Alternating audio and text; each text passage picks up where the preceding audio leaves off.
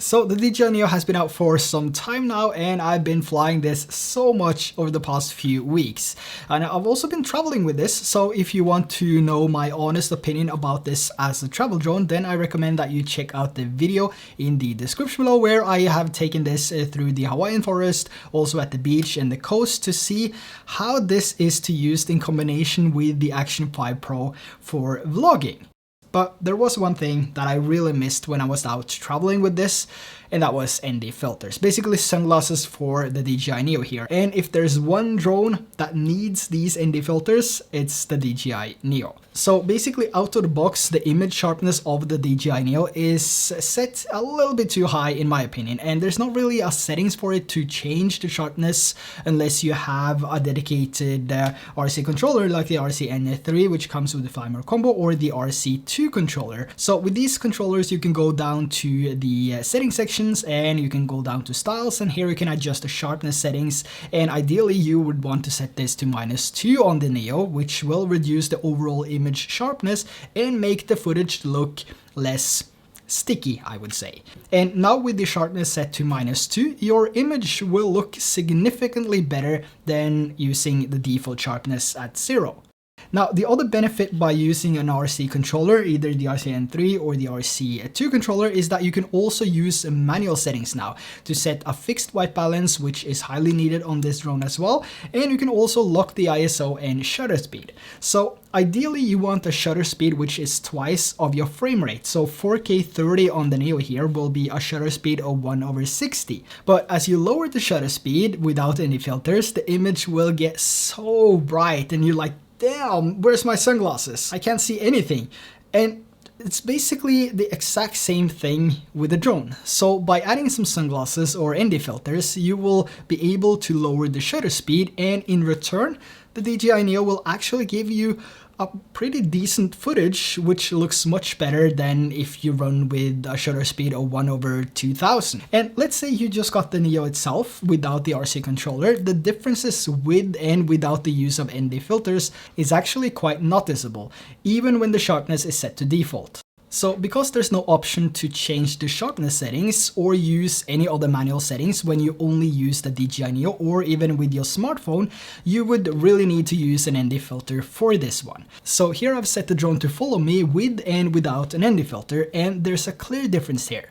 The one with the ND filter is smoother, has more motion blur, which overall gives you a better looking image in my opinion. And the other advantage here is that you also have more room in post now to adjust your footage. So if you feel like the footage is a little bit too soft for your taste, you can actually now reapply some sharpness, which is much easier than trying to fix a clip which has too much sharpness in it. Now, we also have two different types of ND filters now. So we have normal ND and we also have ND polarizing filters. And before you run out and buy a set of ND filters, it's also important to know which one to buy, or if you should just get both. So to make things simple here, polarizing filters will basically add more saturation and remove glare and reflections to a certain degree, of course.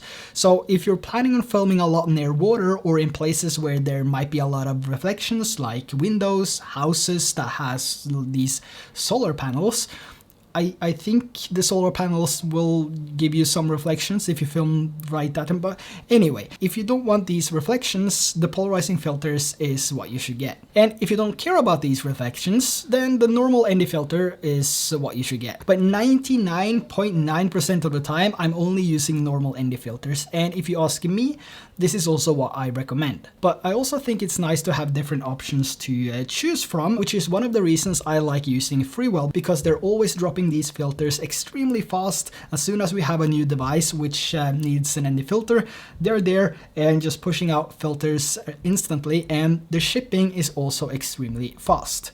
But there's also when and which ND filter to use for different scenarios. So if you have blue skies with no clouds and it's midday, I would actually suggest using ND32.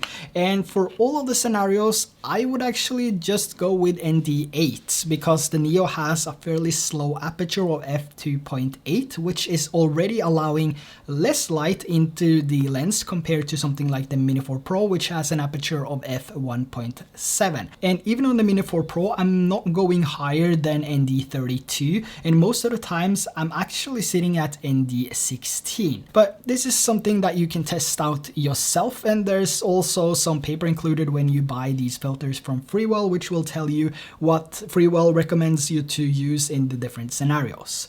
So ND8 basically for most scenarios is just my personal opinion and what I would recommend to people that fly the Neo in similar environments to what I have here in Norway. But if I had these filters when I was back in Hawaii, I would probably use ND32 most of the time.